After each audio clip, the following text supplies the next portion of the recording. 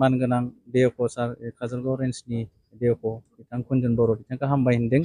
बिथाङा मैयानि दिनाव जोंखौ मोनसे साजेसन हरदों बा जोंखौ खावलायहरदों जे गाबोननि दिनाव नोंथांमोना 60निफ्राय 70 रोजासो दंफां फुलि गायनांगौ, लामा लामा गामि गामि गायनांगौ। खारन नोंथांमोना दिनै इंक्रोचमेन्ट एरियायाव गोबां दंफांफोरखौ नोंसोरो दानदोंब्लाबो नाथाय नोंसोरो बे सोमखोर मिथिंगाखौ नोंथांमोना दिहुनफिननांगोन। बे बाथ्राखौ बिथाङा बुंनायलाय जों दिनै 8टा गामि एबा आंनि आन्दाराव थानाय आं सासे ग्राम सभा सेक्रेटारि हिसाबै आं रायजो राजा एबा गावबुराफोर लानानै सावरायदों आरो बेबायदिनो हिन्जावफोर हौवाफोर जों जयै लोगो नांनानै दिनैनि बे गरम दिनावब्लाबो जों ओंखारदों आरो जों बे गभर्नमेन्टखौ जेसे गोबाव जों बे इंक्रोचमेन्ट एरियायाव थांना थासान्दि जों सहाय खालामगोन आरो दानि जिथु बिटिआर गभर्नमेन्ट जों बिथांमोनखौबो हामबाय होनदों बेबायदि मोजां इनिसिएटिभ लानायनि थाखाय।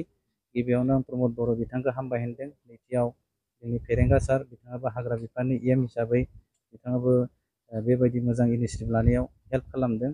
आरो जों हादानाव दोङोब्लाबो जों बेबायदिनो बिफां दाननाय आरो बेबायदि मैहुर खालामनाय बेखौ जोंनिथिंनिफ्राय जों माना खालामखाबाय अलरेडि आरो बेबायदि गोदान सिफायनाय जानाय नङा। आरो सोरबा जुदि बेयाव गोदान सिफायोब्ला बिनि सायाव जोङो इनिसिएटिभ लागोन आरो बेखौ जोङो डिपार्टमेन्टनो गथायनाय जागोन।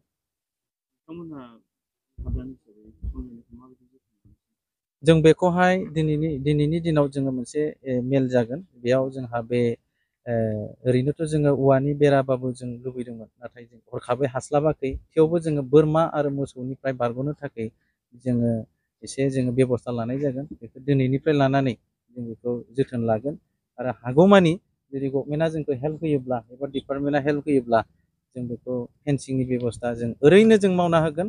जोंनो खायसे थाखा नाङा खारन जोंखौ सरकारा एसेग्राब अनदोंब्ला जोंबो अननायनि माबाखौ जोंबो बुजिनांगोन। नेसनेल पार्क बेखौ फोसावनायनि उनाव जोंहा थारैनो जों गोजोननाय मोनदों। मानो होनब्ला बे मोनसे मोजां मोनसे बेबायदि हाग्रा ओनसोला थांनानै थागोन आरो बे बिफां लाइफाङा उदन्त जाहा बासायनानै थागोन आरो बेयाव मोजां मोजां जिब जुनार जों लाबोगोन होननानै जों खोनानो मोनदों।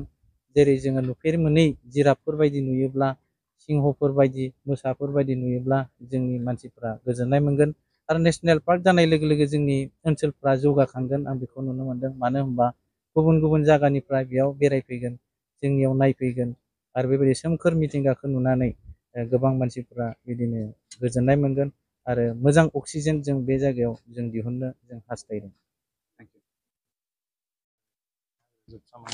दिनै रायजो राजाफ्रा बुजिनानै बिफां लाइफां गायनायखौ नुनो मोनदों। मा बुंनो सानो?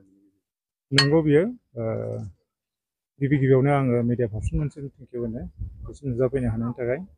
जोङो बे गायमुथि एरिया, गोबोरखि एरिया, बे दलपानि एरिया बे ओनसोलाव हाग्रायादि जोबस्रांलांबाय बेखौ बयबो मिथिगौ आरो मेगनजोंबो नुखानाय।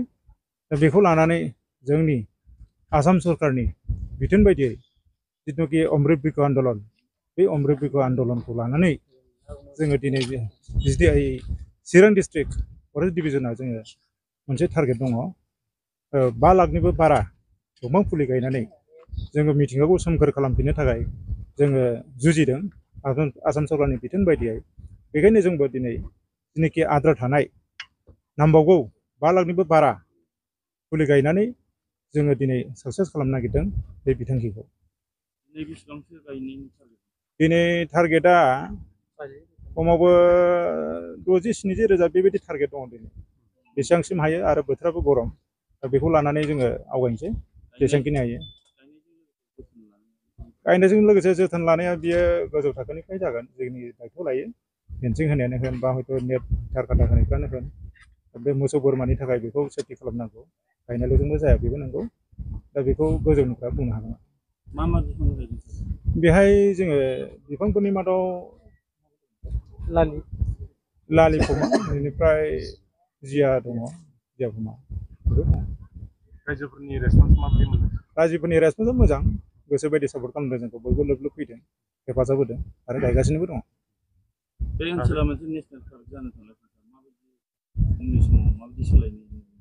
बे ओनसोला जुदि नेसनेल पार्क जायोब्ला हयथ' टटेलि दंफां दाननाय हाबाफारि, बे हाबाफारिफ्रा हयथ' जायनाखि पाब्लिकनिफ्राय सापर्ट नांगौ, पाब्लिकनिफ्राय जेनाखि सापर्ट मोनोब्ला बे नेसनेल पार्कखौ जोङो बानायनो हागोन गोरलैयै बेखौ आन्दाज खालामनो हायो आरो